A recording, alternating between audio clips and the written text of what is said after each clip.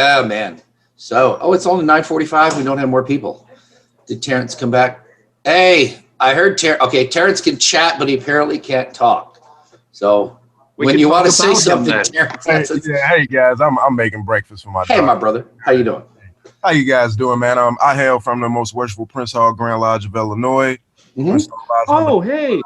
So definitely glad to be in here with you guys, man. I'm just trying to whip for my daughter. I don't want to interrupt. I understand. I made sure I got my coffee before this time. Bro, Terrence, can we see you on camera for just a sec, just so we can say hi? Then you can go back to your. Hey, I actually do not have a shirt on.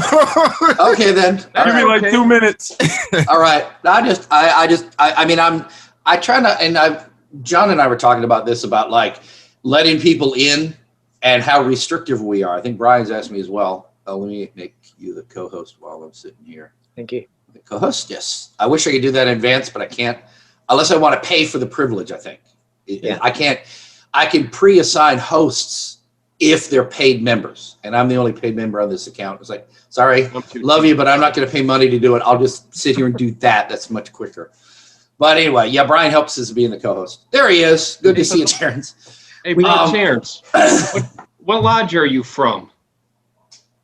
Cornerstone Lodge number 91. It's Prince Hall Grand Lodge. No, I know who you guys are. You do? I know who you guys are. Do you know Illinois? Yeah. I know one of your past Grand Masters. He came when I gave a lecture at Pleiades Lodge down on the south side. And you know what? Your face looks really familiar to me because I frequent Pleiades a lot, man. Yeah. Well, look at his profile pic, because he don't look anything like his profile pic. The first time we chatted, John, I'm like, okay, I vaguely see the similarity, but you had like this Carl Sagan kind of look back then, and billions of stars. That's it. I love Sagan. I still watch Cosmos. I've actually spoken at Eternal Light Lodge years ago. That's great. How long have you been a Mason? Only about 3 years now. I'm still. Oh no! I've been in Europe. I've been in Bulgaria for the past over 3 years. I know we probably have a lot of the same contacts. Is that cool? For sure. I frequent Hesperia a lot. Pleiades, I know. I know those guys real well. I've spoken a couple of times. I know Charlie Harper. Okay. He's in Texas now. Do you know? Hold on. My wife and I'm not in the credits of the book, but Harper's old book, Freemasonry in Black and White. Here it is. We edited that. Oh, nice, man. That's super nice. I couldn't, because I was working at Department of Labor at the time, I couldn't have my name on anything that was moonlighting, so my wife's the only one, but can you see? That's my wife right there. Rosita Meek. Nice. Yeah, Charles is his brother. No, I love Harper. We went through the York Rite together. That's how I met him. Nice. And he invited me to speak at Pleiades the one night when he was master, and he's like, come on over and give education. Okay, fine. And I show up, and there's a bunch of Prince Hall guys, and the one guy had a bunch of gold on him. I'm like, come here. Right, What's that? That's the Grand Master. I'm going to kill you. You should have warned me. That's great. But I must have done something right, because he's like, if you want to come speak at one of our lodges, come on over. And that's how I got over to Eternal Light.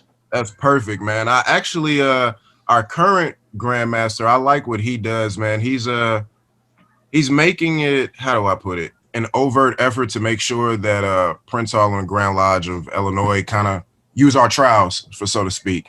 And me still being kind of fresh, I like that, man, because I know every state doesn't do that, but at least I know in Illinois, like, my Masonic experience has been heightened because I'm able to visit, Grand Lodge of Illinois and Prince Hall Grand Lodges and compare and contrast. It's super dope, man. No, that's the thing, because you guys have a completely the ritual's almost identical, but your lineage is completely different, because I think you're Irish or something, aren't you? Exactly.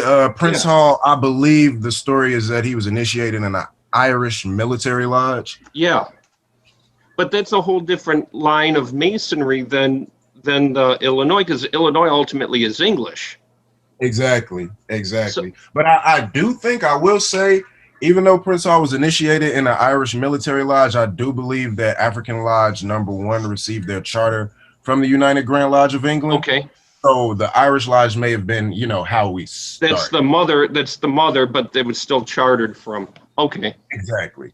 No, but the thing is, we should be working closer together, doing like joint events and stuff because it's, I mean, okay, different lineage, different jurisdiction, of course, but I mean, there should be like, why don't you guys have like congresses over there, like joint congresses between Illinois and Prince Hall?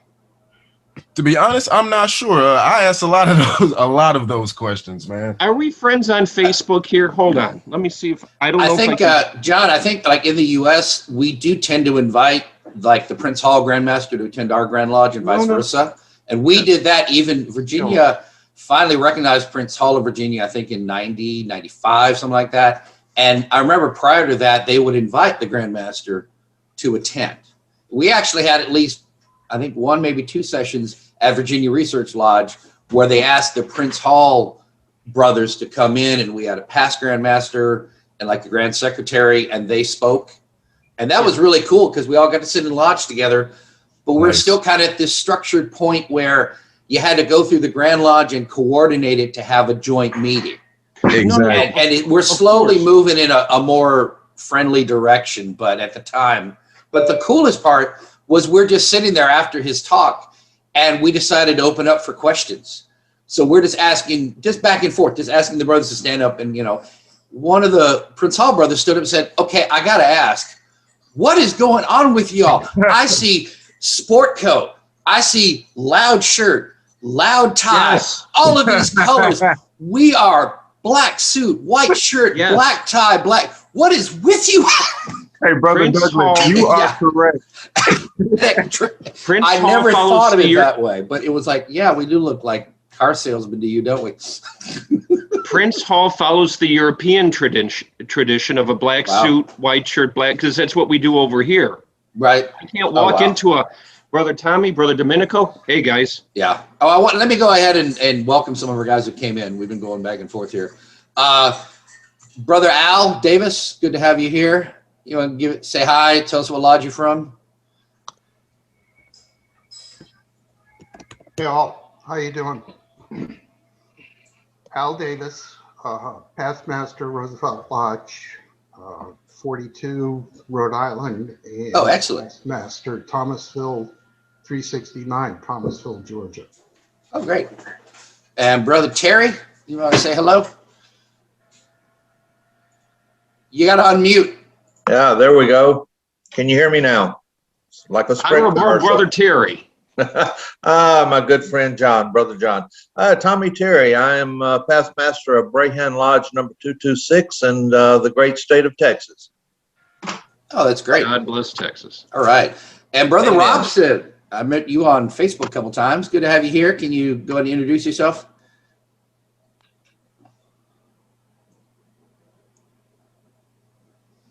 Peace. All right. Welcome back. Brother Missick. No, I got it. Okay. Hey, Sorry. can you put us on your camera just for a sec? Just say hi. I don't mind y'all putting up your logos. I really don't, but I want people to at least say hi once so we can see you. Hey. Good morning. Hold on a second. We can report you to the authorities as needed. There's a reason the camera was off. I'm not suited up in my black and white. Oh, okay, that's right. Well, He was like me. He just got out the shower. good to have you. What lodge you hail from, Brother Robson? So Hiram number 105 of New York, past master, current secretary, which I regarded as a promotion. All right. Good to see you here. Yeah, most would. Brother Georges, good to see you again, my brother. Good morning, brother. We're starting to get regulars. And from our CNN affiliate, or our ESPN affiliate, Brother John Felty with sports.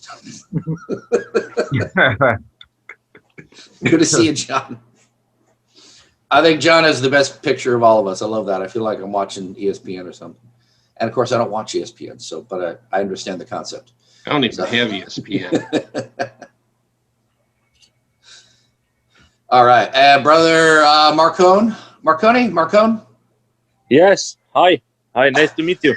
Come introduce yourself. Domenico. Domenico Marcone, Romanian National Grand Lodge 1880. Nice. And where? Romania, Bucharest. Romania. Yes. Oh, that's awesome. Good to have you here, brother. Hi. Hey, there's Brother Shelby, one of my fellow Research Lodge brothers here in Virginia. Good to have you here, brother. On mute. I think I like you better on mute, but that's just me.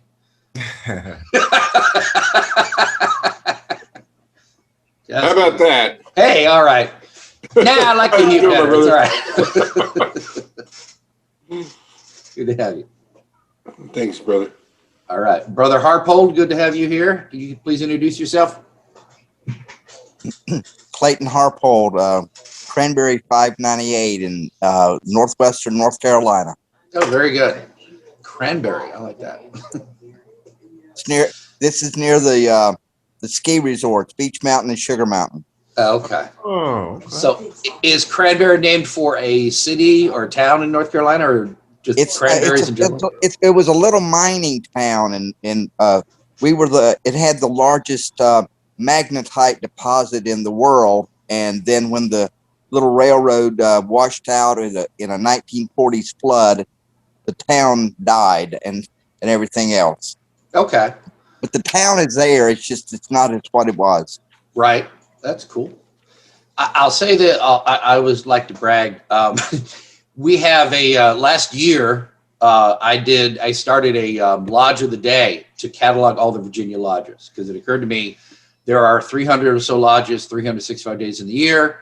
Am I up to the challenge of going in every day on Facebook and posting something interesting? Started with Norfolk #1 and going all the way through in numbers through all the lodges in Virginia that are active.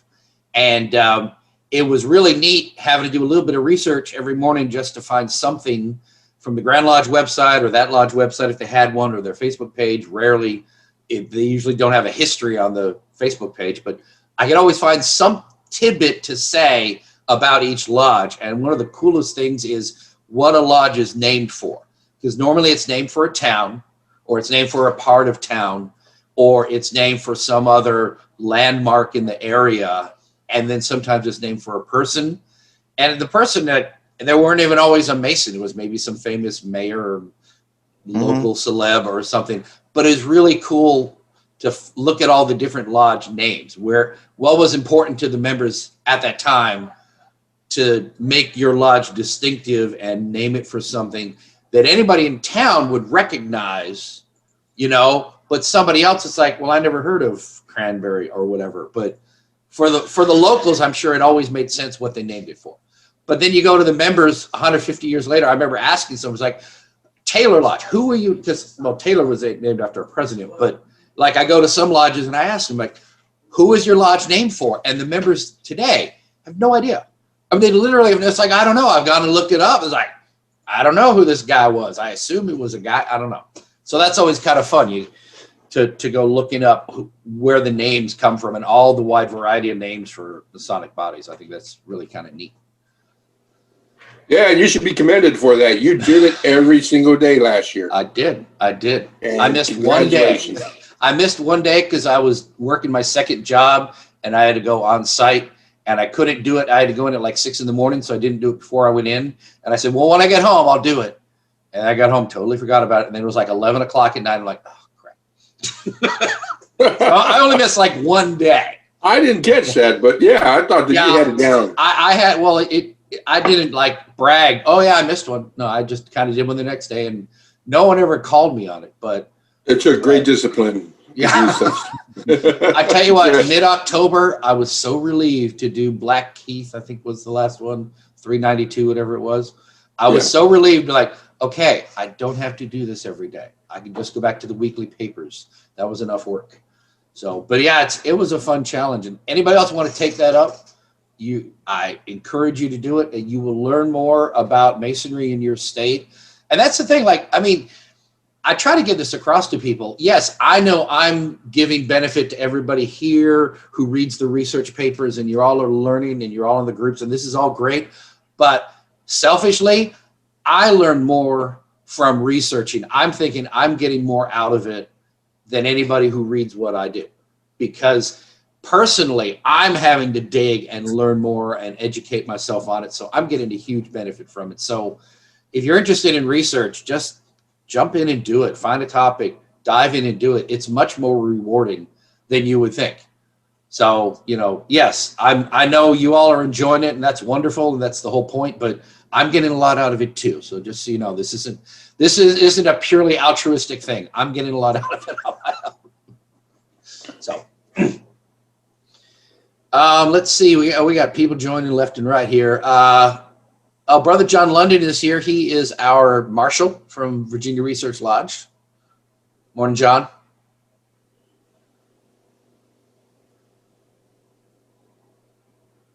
I think he's on silent. Yep. He's not muted. I know he's on his phone, but he does make an effort to attend. For those of you who are keeping score, I am still the junior deacon of Virginia Research Lodge. We decided, in consulting with our district deputy and the Grand Master's edict on not having meetings of more than 10 people, we are not going to have our February meeting.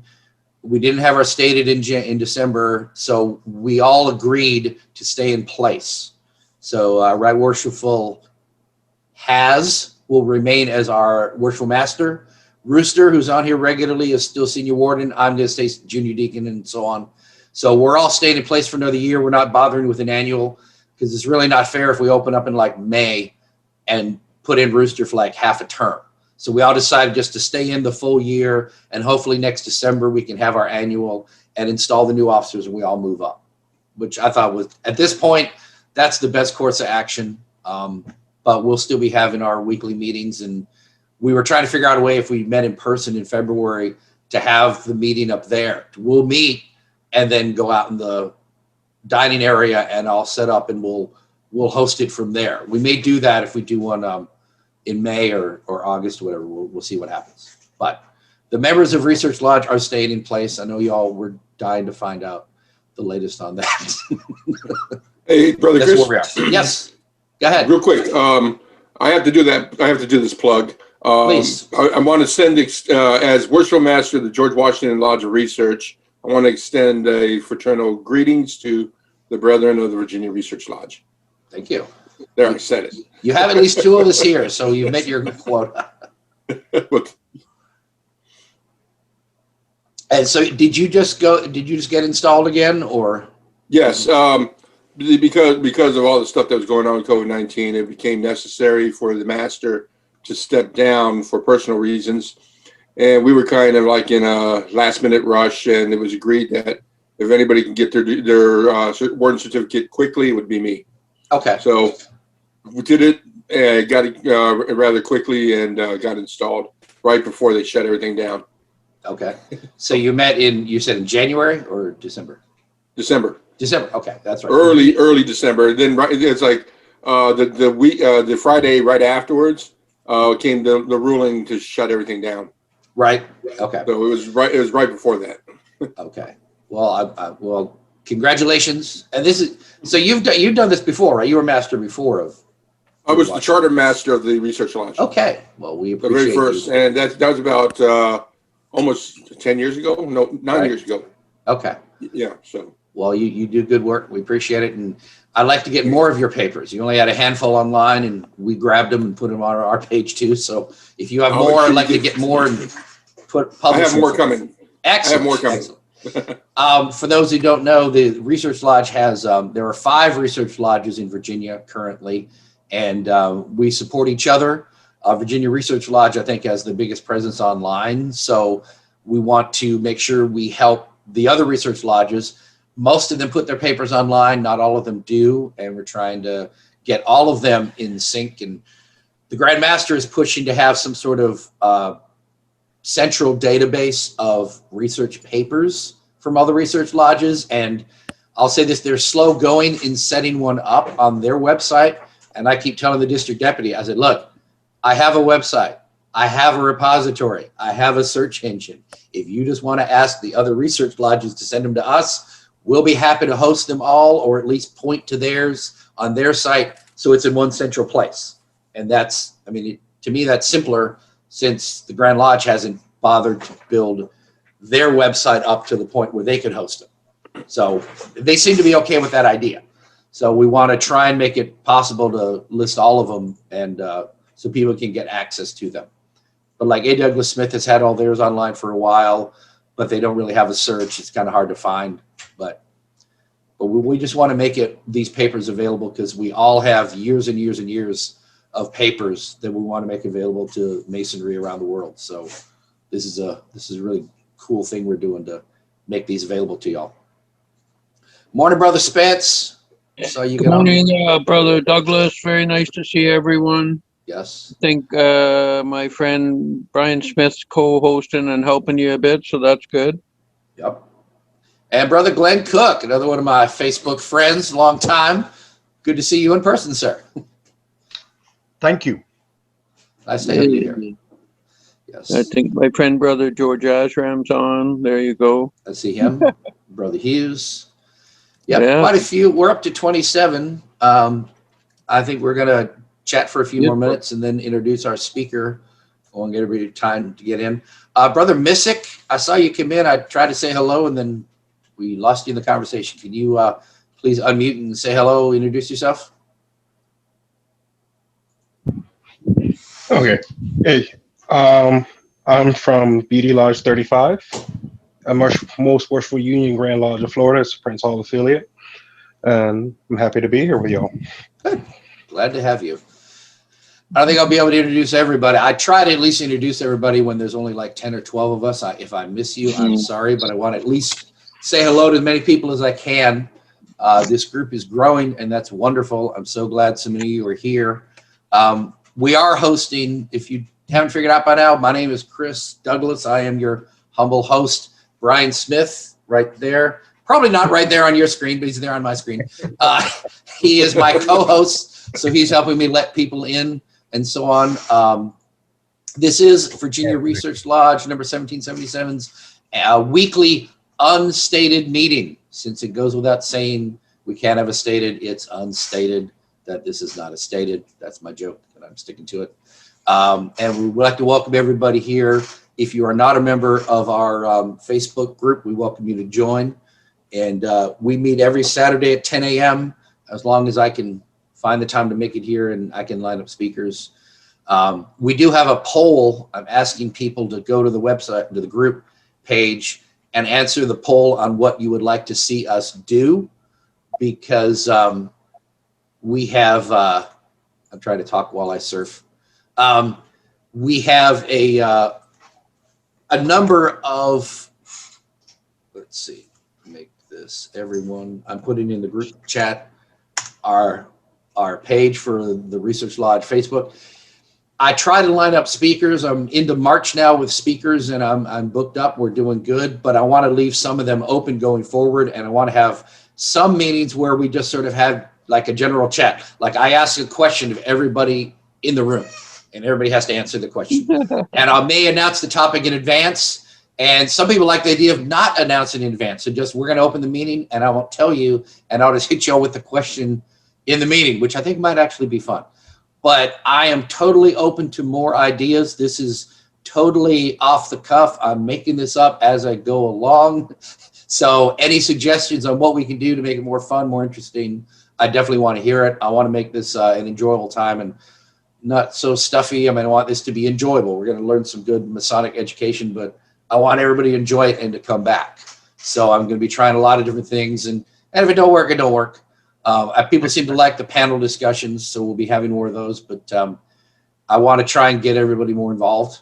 And so by all means, take the poll. If you have any suggestions, just go to our group page and say, hey, can you maybe do this or something? I love to hear from y'all. But I'm happy to keep making stuff up on my own, but I'm always open to more suggestions from y'all on what to do. So any brother, let's see. I want to see if I need to introduce anybody that I know that I've seen We do have 27 people. I think we're 10 after. I think we're about ready to start. I think it's everyone that I know. Hey, Brother Joyner, I know you. Good to see you. Okay. And we kind of killed enough time. I was going to ask a question, but I think I'll save that for another time since we have a good crowd now and I want to go and get to our speaker. I'm going to let him introduce himself. Before we go to our speaker, does anybody have any kind of announcement or anything? Anybody really want to say hello, introduce themselves? You're welcome to, but anybody has a question before we go to our speaker? We got a couple more people coming in. If not, I will ask that you mute. I'm going to go ahead and mute you all for you, but please mute yourself when we have our speaker. Cut down on the background chatter there. Okay. Well, we got 29, so I think we're about ready to start. I'm a terrible host, and I did not prepare anything. So, Brother John Meek, I'm going to ask you to introduce yourself.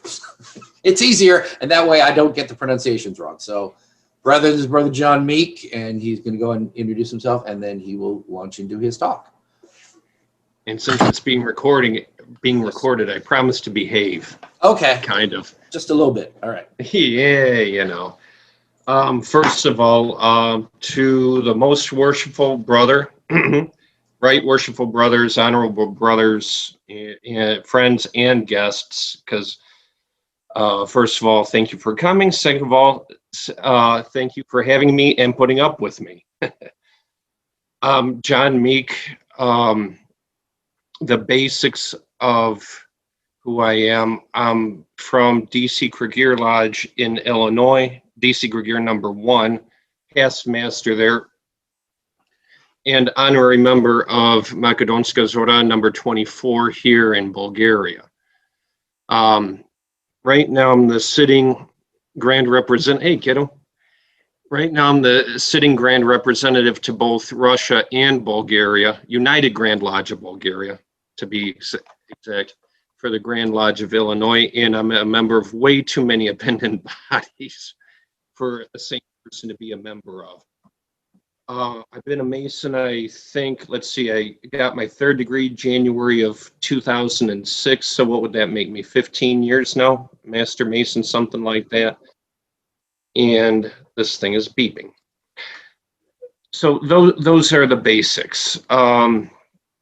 I guess at this point I sort of qualify as a Masonic author. I wrote this book, which is basically the outline for the talk. I co-authored actually Emiliano's the brains behind it. So I helped him write the Italian Symbolic Rite book. It's the only book in English on it. It's an Italian appendant body. With the help of Honorable Brother Tommy Terry, who is actually here today. Thank you for coming. I wrote the Best Little Lodge Hall in Texas, which is more of a photo album of a very particular lodge down in Texas, and it's got a lecture from Honorable Brother Terry in it on the history. It's a historical lecture, very good one. But today's talk is a holistic approach to Freemasonry. And this is a Cliff Notes version of my current book, and this is my hang up with Freemasonry. First of all, before I get too far into this, any guests who are not Masons who are watching this, I hope you hear something positive here. Ultimately, we are, in my opinion, a fraternity and a mentoring system. That's the easiest way to say what we are. And this talk handles a lot more of the nuts and bolts operational stuff. And this is my opinion. This is not backed by any Grand Lodge, and I haven't asked for a backing from a Grand Lodge. This is just me on my soapbox writing a book while standing on a soapbox, mind you. So with that, let's get into this, and I will be referring to my own books. I'm getting senile in my old age. Now, the background to this book reason why I wrote this. I started this, I want to say it was probably like a junior deacon, actually in my original lodge, which merged into DC Gregere. And I noticed a lot of guys join, but you don't see a whole lot of guys coming back. So me liking to pick at everything I see, I started wondering why. And I threw together a pretty hot-headed book. For those of you who read the new edition, this is very much toned down. And actually, to be honest with you, the direction changed quite a bit. Because as I moved up the officer's line from, starting as a steward, then at that point a junior deacon or whatever, up to the sitting master, I went from having the attitude that if you're not what's the buzz term of an esoteric Mason, you're not serious. That's the attitude I walked in with. And by the time I was 1 week a sitting master, I realized that couldn't be further from the truth. There are many different kinds of Masons, and we all work together for the same thing. And then when I moved to Europe and ended up dealing on an interjurisdictional level, that really changed how I deal with things and think about things. So that precipitated a complete rewrite of this book. So it went from a real hot-headed young Mason's reflections on things to how I've looked at it and throwing out some suggestions and how we can keep those new guys coming back. Because again, the same basic question is, number one, why aren't the new guys coming back? Number two, okay, once we get the new guys and get them coming back, how we get more new guys that are worth anything?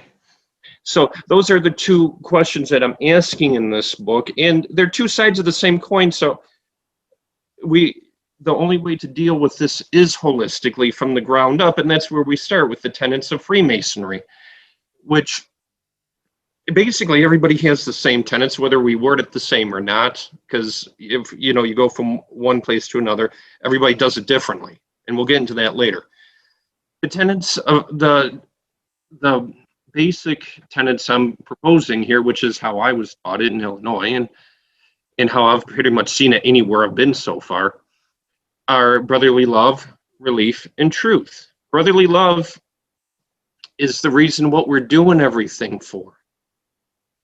We're here why are we Mason? What's the purpose of creation? To love God and love our neighbor, regardless of who he is. But we also have to start at home with our brother Masons. So we're brotherly love. This is what informs, this is the basis for everything we do. And if we love each other, we're going to do things, which is relief. We have a primary, of course, responsibility to each other as Masons to help each other out. I mean, we're brothers. That's what brothers do. We help each other out, But we also have that same obligation to non-Masons, and that's why we have things like the shrine, the widow's sons, the grotto. And in fact, again, 10 years ago, if you asked me what are the most important bodies in Masonry, I would have told you the Masonic Rectified Right and SRIA and all those other groups. Flashing forward 10 years or 15, whatever, now my attitude's completely switched. Those orders are very important and they're absolutely necessary. We need them desperately. However, our crowning jewels are actually the shrine, the widow's sons, and the grotto. Why? Because they give us means to go out there and make the world a better place. We're good men trying to make ourselves better and in the process make other people have an easier life out there. And these are the groups doing it primarily. I mean, of course, the Templars have the eye thing, the Scottish Rite, I think it's dyslexia and all that. But the ones that are very much charity oriented are the shrine. So we can't forget these guys. Those are at the spearhead of what we're doing with this brotherly love and relief. Okay. Now, where do we get all these ideas of what's good brotherly love? To Brother Jones, I'm very sorry. I don't know the meaning of the grotto symbol. I'm not a member. I'm very sorry. But I think he wants a synopsis of what the grotto is. Oh, I'm sorry. Oh, synopsis. Yeah. The synopsis, the grotto is it's like the shrine.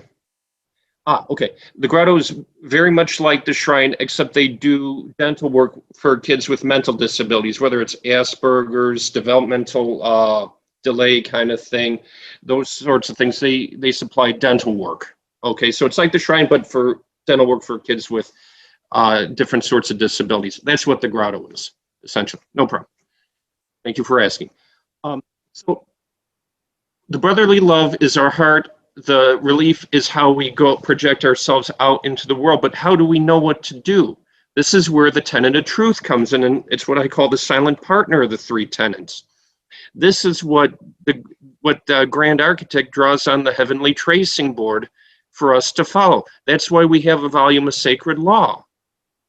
This is what, not necessarily specifically as Masons, but this is what we ask the grand architect to direct our work in. This is the truth we seek. What does he want us to do to make ourselves better and the world around us?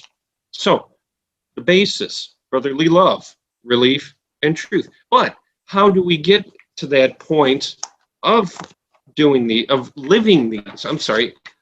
these tenets? Well, in the specifically Masonic way, because let's face it, Masonry is not the only game in town. I mean, we have, I always joke, Masons, Martinus, and Elks Oh My. On top of it, we have Rotary, which is huge over here, Knights of Columbus. Everybody's doing stuff to help each other out. But how do we do it Masonically? Well, we have our rituals and other things, and this is where we're going to start, the lodge. That's where we first come into Masonry, is in the lodge hall. Now, and inside that lodge hall, let's go a little Doctor Who here. You might want to say there's a mental plane in the lodge hall. The lodge. When we talk, I'm going to lodge, going to lodge, going to lodge. We don't even use the definite article in English. Not going to the lodge, we're going to lodge, Lodge is a specific, I almost refer to it as a plane. When we open the lodge, we're elevating ourselves to another plane of thought, of consciousness, so we can do degree work, so that we can set the little bricks up so that we can do esoteric work. The ritual, the initiating, in English, the initiating, the passing, the raising, basically the 3 degrees that we do, that's setting the groundwork. And because this is a public domain, I'm not going to go into the nuts and bolts, but we all know what we're talking about.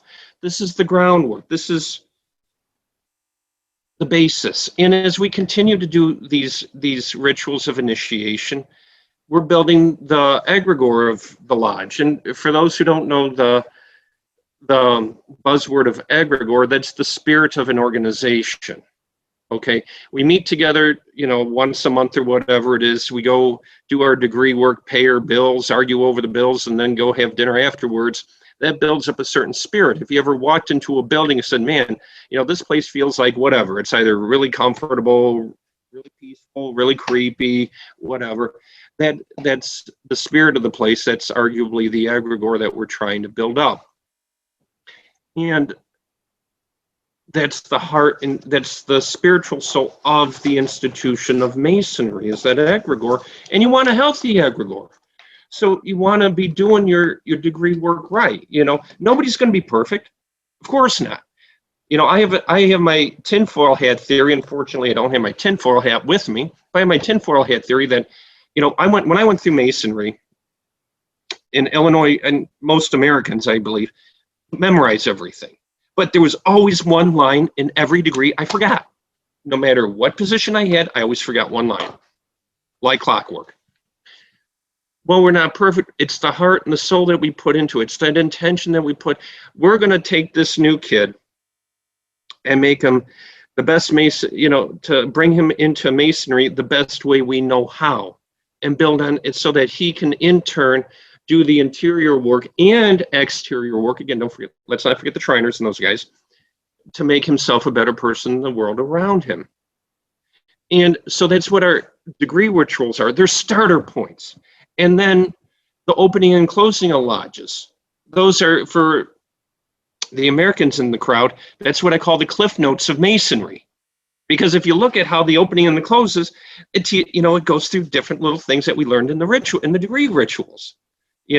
And for the Europeans, cliff notes are basically, if you have a novel that you have to read when you're in university, the lazy students, including me, would go out and buy these set of really short notes. So if you have a 500-page novel, the cliff notes might be like 75 pages, and you read that and do your test according to that. And that's what I propose the opening and the closing rituals of the stated meetings are. Those are the cliff notes. You can't, they're little reminders. Okay, this is, what we do, this is who we are, and this is what we strive to be. And, the prayers also, hammer this home. So we have the lodge being a sacred space within which we do these rituals. You open the lodge, even in the degree work, you open the lodge, you're opening that sacred space so we can enter it and step outside of the mundane world. If for the guys who've been in Europe and Africa and Asia, you hear us talking about the profane world, or referring to non-Masons as the profanes. It's not being mean, it just means they're part of the world. We're stepping outside of the world into a specific spot so that we can do those degrees, so that we can make that guy a Mason, okay? And build up our egregore and go back out in the world and help those people. That's what the lodge as a sacred space is. It's our operating space. And that's why we have to open a lodge with a ritual and close a lodge with a ritual. It's like, you're walking around, you're setting your parameters, basically. If we weren't doing this, it'd be walking into a water buffalo meeting. Hey, Fred. Hey, Barney. And go ahead, sit down, put on your funny hat, and let's get to the meeting. We wouldn't have openings. There's a lot of good fraternal organizations that don't have them, but that's why we have them. We're working in sacred space. But talking about sacred space, there's also underpinnings, there's intelligence, there's ideas behind this. There's information being passed along within the sacred space. And this information, I suggest we can break into two categories. One is esoterism, two is philosophy. And for the guys who have studied theology, there's a great, actually I say he's more of a philosopher, but either way, he's brilliant. There was a guy named Thomas Aquinas. He always said philosophy was a handmaid of theology. I say the same thing about esoterism. Philosophy is the handmaiden of esoterism. Esoterism is that personal interior experience that we have going through the degrees, contemplating the symbols, trying to pass on through word of mouth mentoring. It's the internal information that only the heart can understand. Philosophy, on the other hand, that's writing it down in a structured way so that we can pass it down to the next generation.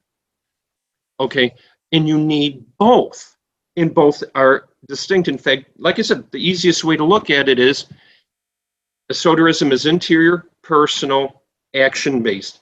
Philosophy are the books. I would even go so far as to say, like those guys who know who I'm talking about, Agrippa or John Dee, these, I would say, everybody, they're esoterists. Well, yeah, they're handing down esoteric ideas, but ultimately it's philosophy because they're putting it into an intellectual realm, a needed intellectual realm, but still it's at the service of the esoterism. And that's why we need to study as Masons so that our mind can grasp the spiritual truths that the Masonic esoterism is, or esoteric Masonry is holding within it. We study our rituals. Most jurisdictions have some kind of little ritual book, whether it's written out or it's a cipher or it's a mixture of both. If your jurisdiction has one, get it, study it, learn it. Number one, chances are you have to memorize it if you're an American Mason. But even if you don't, even if we're here in Europe, study and learn the degree work, because that's where all the basis of everything else we're studying is. That's what's all gelled down to. And on top of studying our own rituals, visit other lodges, not only other lodges, but other jurisdictions. And esoteric versus exoteric. Let me finish my rant and I'll get right to it, Brother Jones. Actually, I'll do it real quick. Exoteric is the exterior. Brother Terrence Jones asked about esoteric versus exoteric. Exoteric is the exterior presentation of the ideas. Esoteric is the hidden interior truth of it. Thank you for asking, brother. But study. John, John, can you explain what esotericism is? Oh, I have I'm an sorry. idea, but you missed that. The way I define esotericism is that's the interior personal experience that's wrapped up in that's contained within the experience of the ritual and contained within the writings of Masonic, well, not just our philosophy, but other forms of philosophy. That's okay. What does ritual? I'll explain it this way. What does ritual do? Ritual keeps our minds, bodies, and everything else busy so that our heart can do what it needs to do. Okay. You know, that's essentially, that's my definition of theurgy too. Everything else is busy so that the heart can pray and do whatever, you know. And esotericism is, there's different sides of it. It's one of those, again, Doctor Who, it's a timey-wimey thing as far as I'm concerned. It's, on the one hand, it's the interior truths behind the symbols. Why are we doing this in the degree? Why do we have a square and compass and a rocker for the past masters? Why do we have this? Why do we have that? We have the exoteric symbols. Well, because, you know, because the lectures that go back to what the square does, the compasses do, and all this, that's the exoteric. The esoteric is the interior symbols that are handed down mentor to student. Okay, and I think that's where a great amount of disconnect can be, and often is, because of the lack of mentorship, but we'll get into that in a minute. So in a nutshell, esotericism is the interior spiritual work. It's the contemplation of the symbols. It's the verbal passing on of these spiritual truths. Does that answer the question? Not only for you, but for Brother Terrence. Okay. Like I said, this is a timey-wimey kind of a thing. It's always been hard for me to explain. So with that in mind, if everybody's clear on that, we're good? Okay.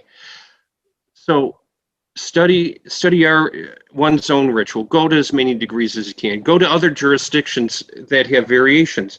In America, everybody does like a variation, I think, of the Preston Webb. So go to Illinois, go to Indiana, Prince Hall. They're very, very, very similar. Of course, there's the Scottish Rite Lodges in Louisiana. You got the, I think, emulation somewhere out on the East Coast, Washington somewhere. I think there's a French Rite up in Wisconsin, and Pennsylvania has its own thing going on. But for the most part, it's Preston Webb. Go see how the different states do, because every state's got its own little spin on it.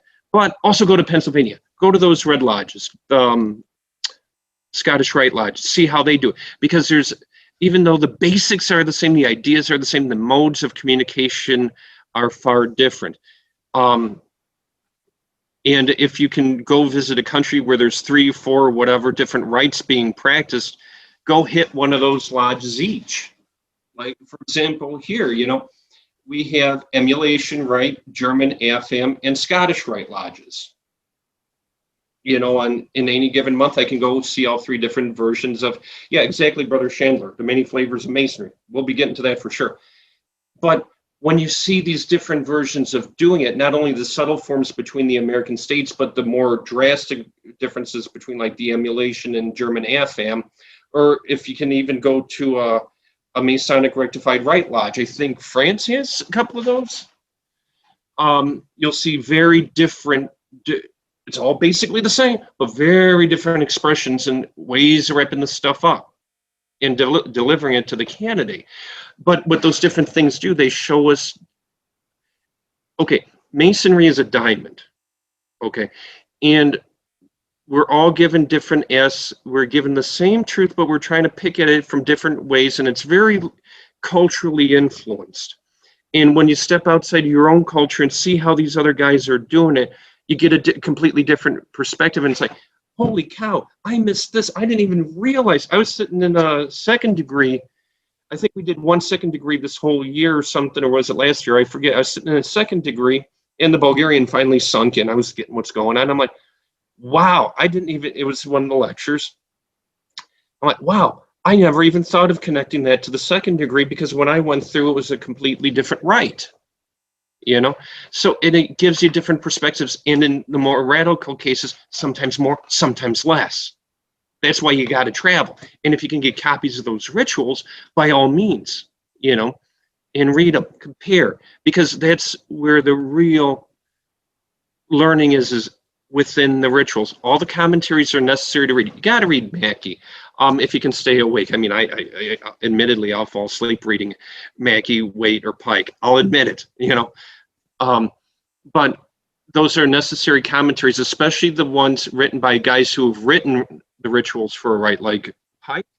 If you're a Scottish Rite Mason, especially if you've gone through the 3 Scottish Rite degrees, you have to muscle through that Pike, because he's commenting on his own degrees, essentially. You know, it's a Southern jurisdiction, of course.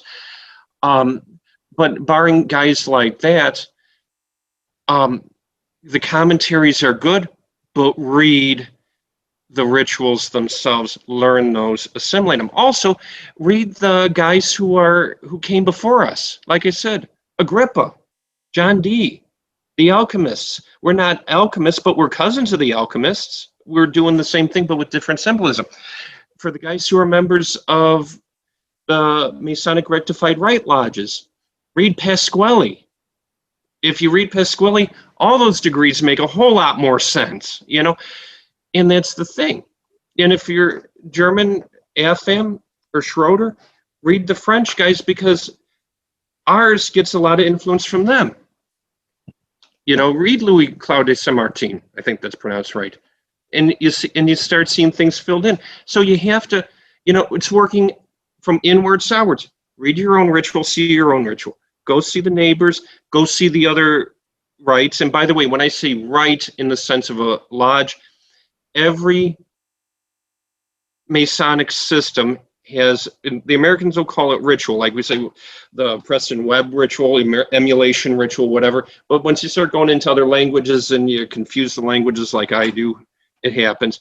You start hearing the term rite. When you say it in America, you think Scottish Rite versus York Rite, or should I just do both? You know, versus, well, the Blue Lodge and the Red Lodge, you know, the Masonic Craft Lodge, the ritual system, that's a rite. You know, so ritual, big R, rite are essentially the same thing. So go see the other rites. Go read the commentaries, not only of the guy who wrote the rites, if you can get it, but also of the guys who came before them, the guys who influenced them, and read the commentaries of the contemporaneous guys and modern commentaries, because they're worth a lot. Because 2 heads are better than 1. Yeah, I can sit down and I can read anything I want. I'll still miss something. But A.E. Waite, as much as I say I sleep when I read it, which is true, I'm not going to lie, you know, he is brilliant. He understands far more, understood, because he's passed on by now, 100 years ago. He understood far more than I will ever understand. You know, so it's worth that time and effort just to keep plugging away and reading, and something eventually will stick, and that will add to your understanding of what you're doing, and it'll give you further meat for contemplation when you are going through this, because part of the active participation within degree work is not just for the officers. It's for the side, you know, what we call in America the sideliners, the guys that aren't actually, you know, they're sitting along the side of the lodge, you know, just essentially watching. But while you're sitting there, you're listening to this guy going through it, you're watching him go through it, and you have a chance to actually contemplate on the degrees you went to. And it's one of the many reasons I'm very grateful that I'm, you know, my lodge is a German AFM lodge, you know, by way of ritual, because it's given me, well, while the new guys are going through the degrees, it's given me a chance to contemplate not only on the degrees I received them as I received them, but as this kid's receiving it. And that active participation, contemplation builds up further in return. Now, with all this having been said on esoterism, philosophy, and working within the sacred space, how do we pass all this on physically? Because we're a ritually based organization, you know, and that brings us to the point of tradition and continuity. It's not like the old song from Fiddler on the Roof, tradition, there is that aspect, but there's also the aspect of continuity. How do we pass on that tradition? And I say it's a both and. These rituals were written. Every organization has a birth, an adulthood, and an old age, and then it drops dead at some point. Okay, it's a maturation. It's an evolutionary process. However, at the core, it's like a human being. You're born. You're in your 20s, thinking you know everything, and then at some point you're in your 70s and realize you know everything. But that same core person is the same person. That's the evolution of growth. Same thing with our organization. All these rituals were written or adapted or compiled or whatever, and at some point they froze. When they were being written, that's their infancy, and then when they froze, it's their adulthood. They have an integrated set of symbols to pass on these truths that will later be contemplated for the rest of your life. So these symbols they become the outer skin of these realities, on an experiential level, me telling you. Okay, so they have to be maintained as is. We're not maintaining a tradition just for the sake of it. We're maintaining it so we can do this with some sanity and logic. Because if the compasses show us our boundaries. Okay, well, it's 21st century. I don't know what'll show us the boundaries. The mouse pad shows us boundaries too. So instead of doing compasses, we'll do a mouse pad. Well, those the boundaries that are symbolized by the compasses, that's one translation, because you're taking intangible reality and translating it into a tangible symbol. One translation. And then taking that second translation, finding something roughly similar, which is all you're doing and translating. It's not a science. It's not accurate. There's a lot of wiggly stuff in translating. Trust me. You find the closest possible modern thing. Okay, let's say it's this mouse pad. Well, when you translate, you always lose something, whether it's a nuance or one of the many secondary meanings. You always lose something. That's why in a lot of places, changing things is heavily frowned upon, because you're going to lose it in translation. Like we were talking earlier, saying a word in one language, or I'm saying even within dialects, saying a word in one dialect is completely different meaning in a same language but different dialect, even if it's only on the other side of the country. Same thing, even more radically here. You have your boundaries idea, then you have your compasses symbol, and then you have your mouse pad symbol. The symbols aren't even related, so you're hammering square pegs into round holes. Yeah, it'll work, but you're still losing something. So the tradition that is a couple of hundred years old, it retains more integrity of the old symbols that we've been handing on for 200 years. Since they are the original, or very close to the original, I can't say they're the original, but they're closer to it, they maintain in a more integral way the teachings of that abstract reality than a secondary modern symbol, if that makes sense. Everybody follow here. However, that doesn't mean we can't use modern means to explain that old symbol. That's where commentaries come in. That's where things like this come in, these kind of lectures, podcasts. Nothing wrong with a podcast. They're just not the be-all and end-all. Nothing wrong with an informal lecture. It's not the be-all and end-all. So to maintain continuity, there's a lot of wiggle room. Books, podcasts, lectures. And let's not underestimate the old past masters. Hey, son, come here. Yeah, you guys are dealing with this thing, but, this old symbol, we can also look at it this way, But this old symbol's enshrined in ritual because this is the closest thing we have to that abstract reality. Learn both, but this is another way to look at it, because symbols are layered. They have the primary meaning, absolutely. They even have maybe a secondary meaning, primary, exoteric. or should I say secondary exoteric, primary esoteric, because it works backwards in a lot of ways. But then there's all kinds of tertiary meanings that are also valuable.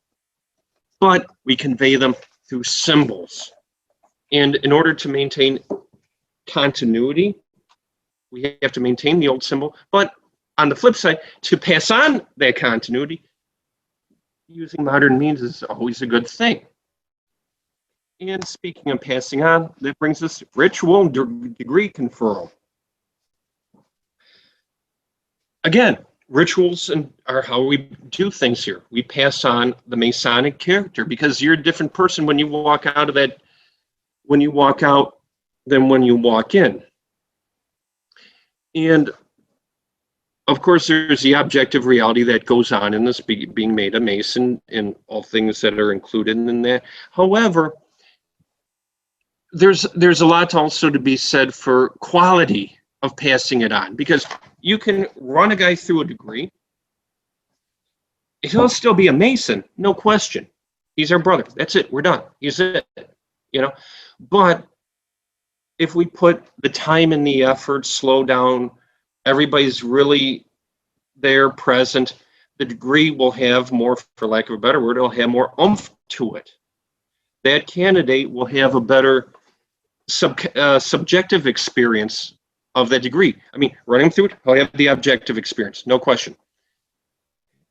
Everybody putting their all into it, he'll have a good subjective experience, which will amplify the objective experience tenfold.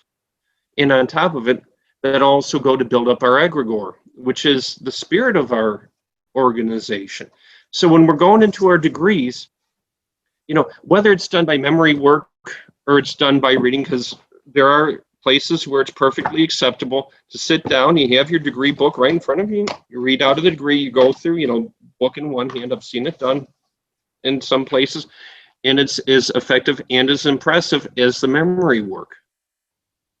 Okay, but it's however you do it, strive for excellence. Don't try to be perfect, because we're always going to mess up something. Like I said, there's always one line I mess up every single time. But if you strive to be a little better every degree you do, it becomes a learning process, and the learning curve flattens out. And that memory work that you're pounding away on your head eventually pays off. And even in the places where they do read it out of the book, at some point you start memorizing this stuff, and then you find yourself not holding the book in a lot of cases. And it just becomes part of who you are, and then you're naturally passing this on just by nature. And that adds to the experience of the candidate. And speaking of which, running guys through things, everything has a time and a place. And we'll go into this in the education section. Let the guy take his time to learn from one degree to the next. You know, Blue Lightnings, day festivals, they have their thing going on. Of course, I'm talking the average degree conferral. Give the guy time to learn his stuff. And then once he's a Master Mason, everybody knows the old joke about the York Rite, Scottish Rite, and Shrine petitions in the Master's hand. And, as we have the new Mason, give the new guy time to breathe. When I was Master of the Lodge, I used to tell, my attitude was, and I said it like this, I can't tell you what to do, but my real strong suggestion is, now that you're a brand new Master Mason, wait at least 1 year before joining any appendant bodies. Come here as much as you can. I mean, wife, kids, job, of course, whatever, but at least 1 year before even looking at the other stuff. In a lot of places, even the York Rite, even the Royal Arch is an invitation thing, and it's a good, and it's not a bad idea. But for where it's not, I talk to the guys who are in a million pendant bodies, like me. I'm in way too much. Give the new guy a breathing room, because let's say, okay, so especially in America, where there's a very close relationship between the Royal Arch degree or degree system and the Blue Lodge. How is he going to understand what's going on in a Mark degree or a Royal Arch degree if he doesn't even remember his first, second, or third degree? that's why from an appendant body point of view, slowing down on getting the new Master Mason and is good also for the appendant body because he'll have time to learn the basics. So when we're teaching him the further stuff, he'll actually understand what we're talking about because yes, in many places, the highest degree is Master Mason, except for Swedish, right? They have an integrated 10-degree system, but we'll get into that later. But these appendant bodies, in many cases, not all, of course, they're the higher, quote unquote, higher degrees of what used to be integrated degree systems. Again, the Royal Arch, it used to be attached onto the Craft Lodge, and I think in some places it might still actually be. And if I remember right, most worshipful, Glenn, you can correct me on this. I think even the Mark is underneath the Grand Lodge over in England. But Mark is a separate Grand Lodge in England, but yes, in Scotland, Mark will be conferred in the lodge. Okay, yeah. Okay, so it was Scotland then. Okay, so and then on top of that, you like Swedish, right? You have degree 1 through 10. They have 3 subordinate little bodies, but it's an integrated system.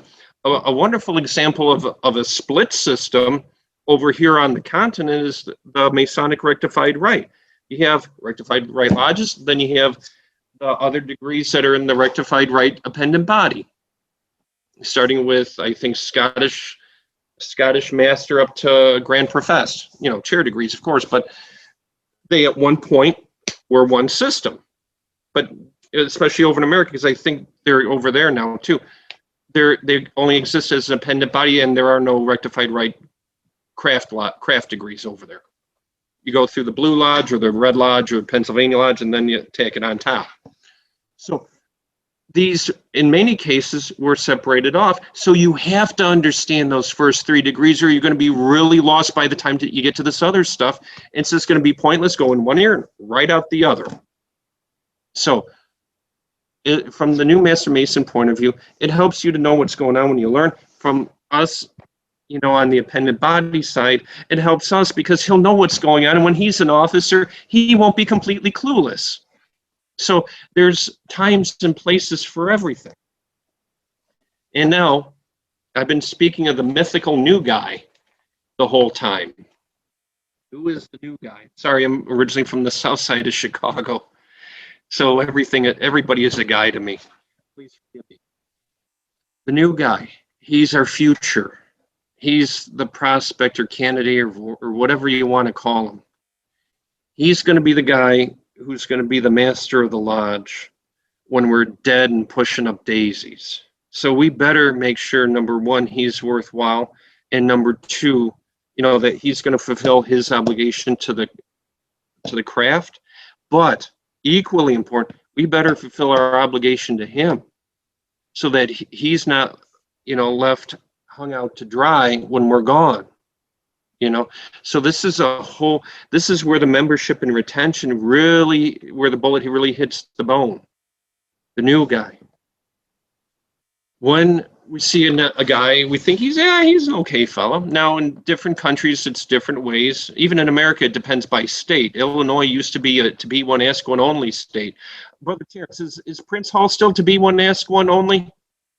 Yes, sir. Okay. State Grand Lodge, I was still over there. It was a couple of years before I left. It went from only to be one, ask one. Now we can invite guys. In other places, in other parts of the world, it's invitation only. And in some places, it's a practical thing because if the lodges are hidden, how are they going to know where to ask, But then there's the other thing, well, we have to invite him or whatever the local country is saying, So it varies greatly from one extreme to only ask to only the new guy asks to only we invite, and then everything in between. So there's different ways to do it, but it all boils down to the same thing. What's this guy? Do we like him or not? If he's asking, okay, the good side about him asking us, we have a better idea that he's not joining because his buddies are trying to strong him into the craft. Come on, man, it's a bunch of the guys, us all, we're all buddies. Come on, join. Come on, why not? Come on. If he has to ask, that's most likely not going on. Whether it does or not, that's another story, but most likely it's not.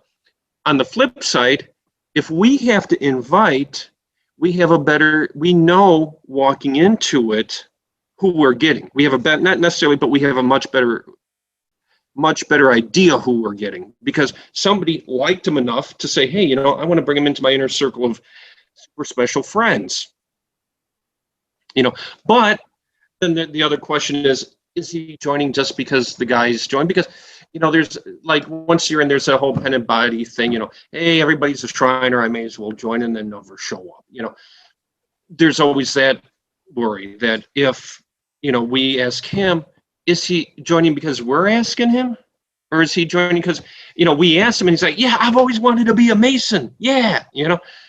There's always that doubt. But on the flip side, if the guy has to ask us, we don't, sometimes we do know, because everybody knows how to lay the head.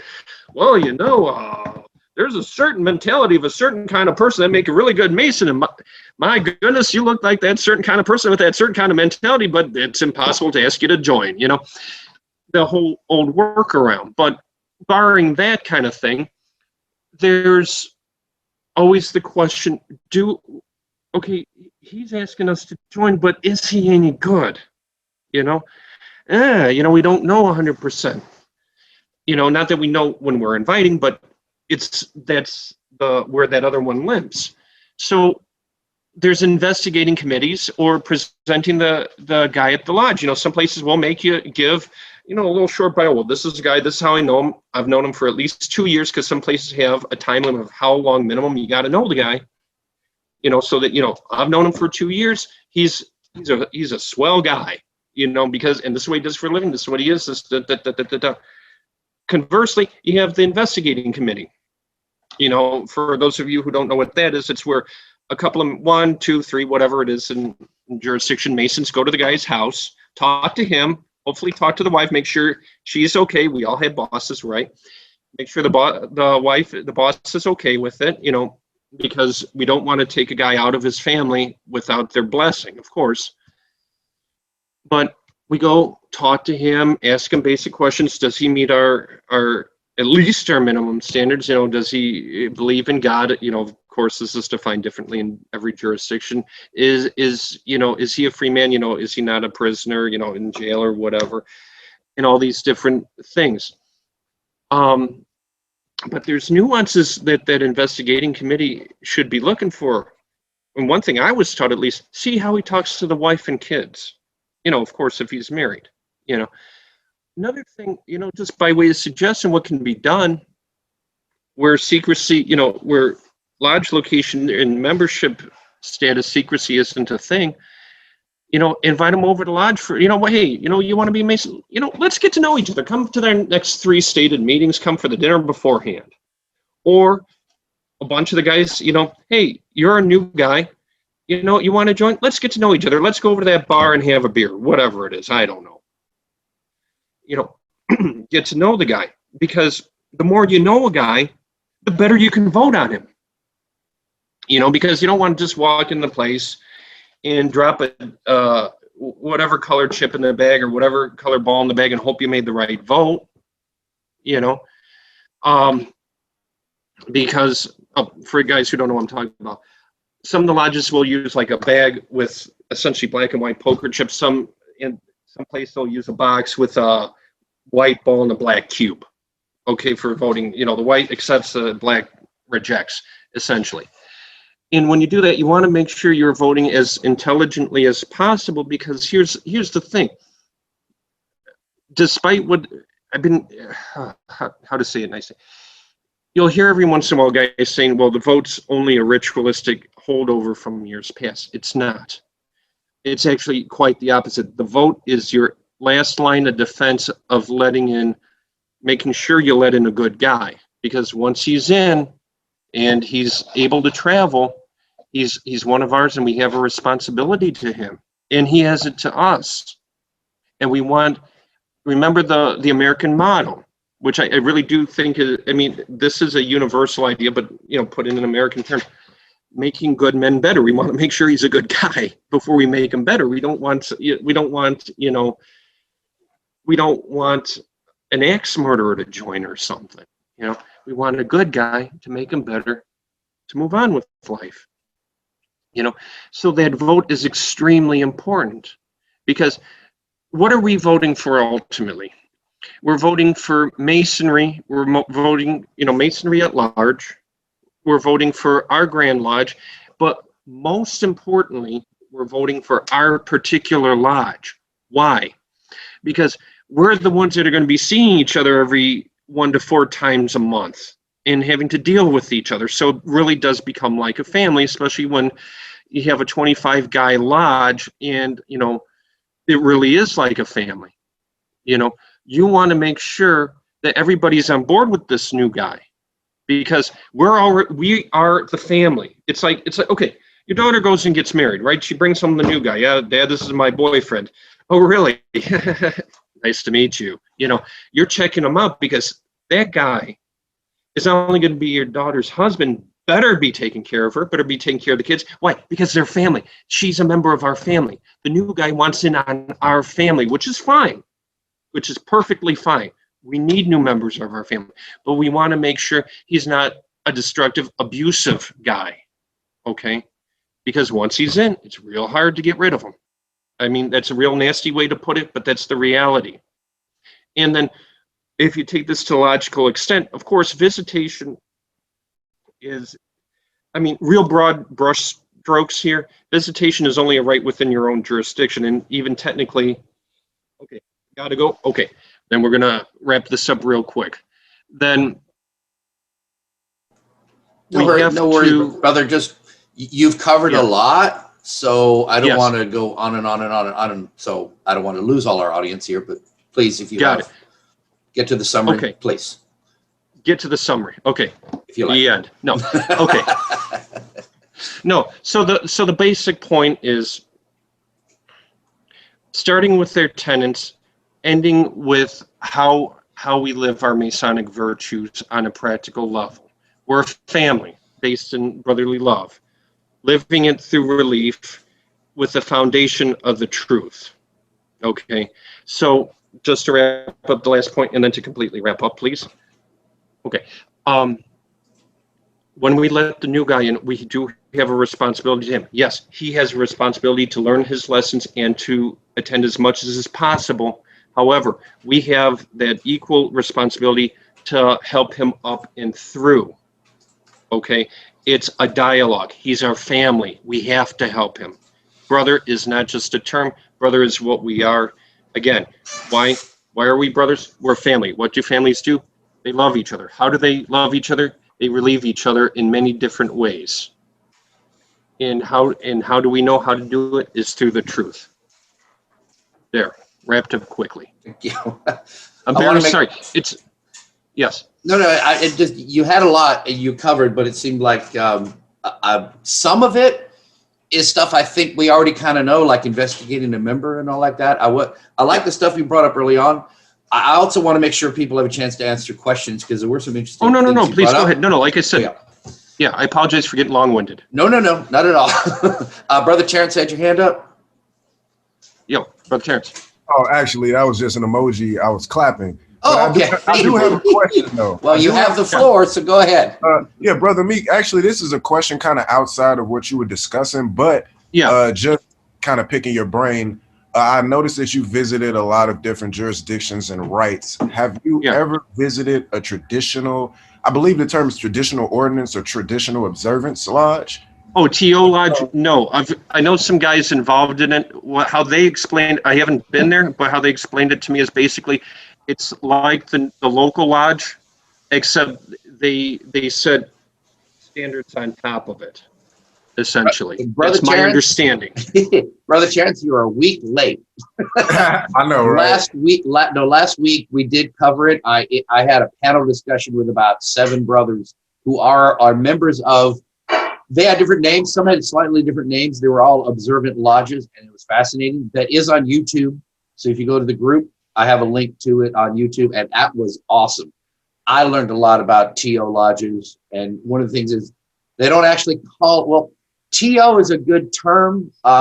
They all have slightly different names, but to kind of summarize from what I heard from them, it's I joined Masonry expecting a certain thing, and for the most part, I've been disappointed that it's not exactly what I thought I was expecting. And the observant lodges, their goal is to bring back something that maybe we kind of lost in this more modern version of Masonry.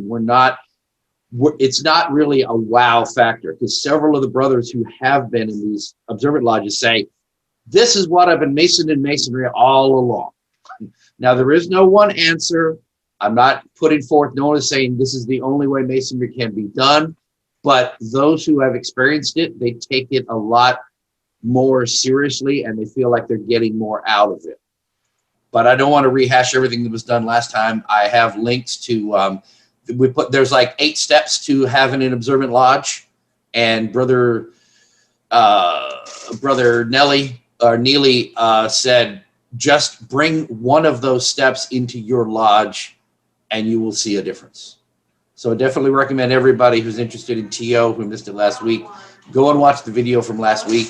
And there are links on our page, on the group page, about stuff you can read. Brother Andrew Hammer wrote a really nice book on observing the craft that goes into great detail. But it was really great. And that's why I'm glad you brought it up, because that's kind of where I wanted to go with this whole group, where we're going here. I kind of have an idea. I know I want to go somewhere, and I'm not sure how to get there. And that's where I'm at right now. So if you stick with me on this journey, we're going to end up there and you say, wow, we got where we wanted to. The talk about observant lodges was really in the direction I want to go. And I think that every speaker I brought in here, every topic is moving us in that right direction.